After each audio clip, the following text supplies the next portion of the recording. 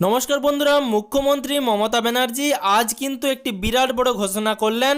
বর্তমানে ধর্মতলার যে সভা চলছে, ধর্মতলা সেই ধর্ণা মঞ্চ থেকে মুখ্যমন্ত্রী মমতা ব্যানার্জি ঘোষণা করলেন যে 1 এপ্রিল নয়, যুবসাথী প্রকল্পের টাকা কিন্তু 7ই মার্চ থেকেই প্রত্যেকটি যুবসাথী প্রকল্পে যারা আবেদন করেছেন সেই সমস্ত উপভোক্তাদের ব্যাংক অ্যাকাউন্টে পাঠানোর কাজ শুরু হবে। আপনারা ঠিকই শুনেছেন, মুখ্যমন্ত্রী সরাসরি ধর্মতলা সভা থেকে, ধর্মতলা ধর্ণা মঞ্চ থেকে তিনি এই ঘোষণা করেছেন।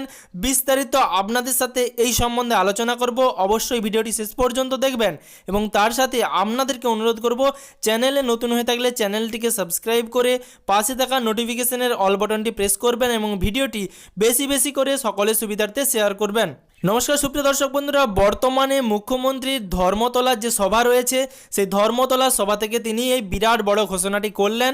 বর্তমানে আপনারা সকলেই জানেন 26শে ফেব্রুয়ারি কিন্তু যুবসাথী প্রকল্পের আবেদনের শেষ তারিখ ছিল এবং তার মধ্যেই প্রায় 80 লক্ষেরও বেশি আবেদন জমা পড়েছে এবং যারা অফলাইন পদ্ধতিতে ক্যাম্পের মাধ্যমে আবেদন জমা করেছিলেন তাদের কিন্তু এখনও পর্যন্ত সরকারি যে অফিসিয়াল ওয়েবসাইট রয়েছে যুবসাথী প্রকল্পের, সেখানে তাদের কিন্তু এখনো পর্যন্ত ডিটেলস নথিভুক্ত হয়নি।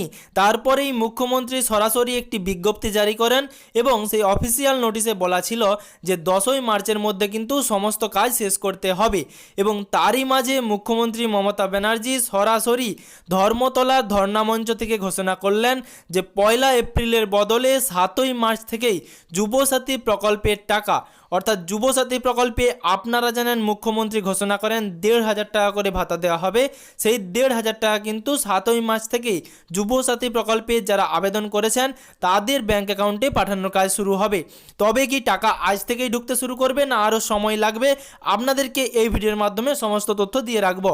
বর্তমানে আজ 7ই মার্চ তিনি এই ঘোষণা করেছেন এবং ঘোষণার সাথে সাথেই আমি আপনাদের ভিডিওর মাধ্যমে জানিয়ে দিচ্ছি। তো সুপ্রিয় দর্শক বন্ধুরা, আজ মুখ্যমন্ত্রী যে ধর্মতলা সভা রয়েছে সেই সভা থেকেই তিনি ঘোষণা করেছেন। তবে আপনারা জানবেন যে 10ই মার্চের মধ্যে অফলাইন ক্যাম্পে যারা আবেদন করেছিলেন তাদের সমস্ত নথিপত্র বা ডিটেলস কিন্তু সরকারি অফিসিয়াল ওয়েবসাইটে, যুবসাথী প্রকল্পের যে ওয়েবসাইট রয়েছে সেখানে কিন্তু সরকারি আধিকারিকদের এবং বিভিন্ন ডেটা এন্ট্রি অপারেটরদের সেই তথ্য নথিভুক্ত করার জন্য তিনি বিজ্ঞপ্তি জারি করেন এবং তিনি বলেন 10ই মার্চের মধ্যে তা সম্পন্ন করতে হবে। কিন্তু আজ বর্তমানে 7ই মার্চ এবং তার মধ্যেই তিনি ঘোষণা করলেন যে যুবসাথী প্রকল্পের টাকা আজ থেকে ছাড়া হবে।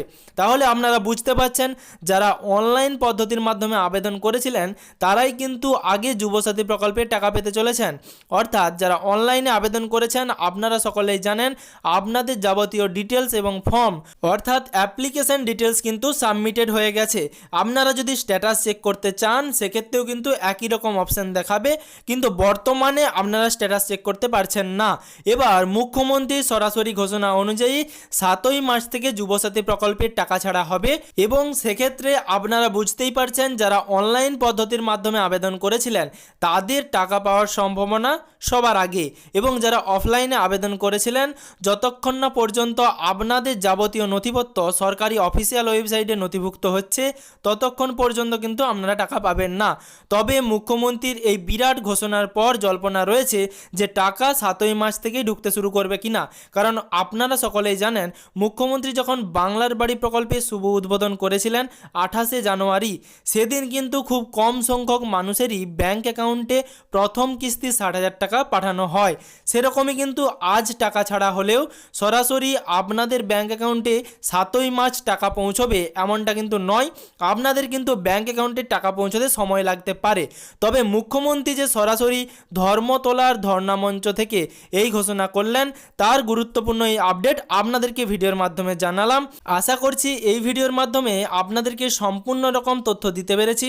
ভিডিওটি শেষ পর্যন্ত দেখার জন্য অবশ্যই ধন্যবাদ এবং তার সাথে আপনাদেরকে অনুরোধ করব প্রতিনিয়ত এরকম নিত্য নতুন আপডেট পাওয়ার জন্য চ্যানেলটিকে সাবস্ক্রাইব করে পাশে থাকা নোটিফিকেশনের বেল আইকনের অল বাটনটি প্রেস করে রাখবেন যাতে পরবর্তী ভিডিওর নোটিফিকেশন এবং পশ্চিমবঙ্গের যাবতীয় আপডেট সবার আগে সবার প্রথমে আপনার মোবাইলের নিউজ ফিডে পেয়ে যান।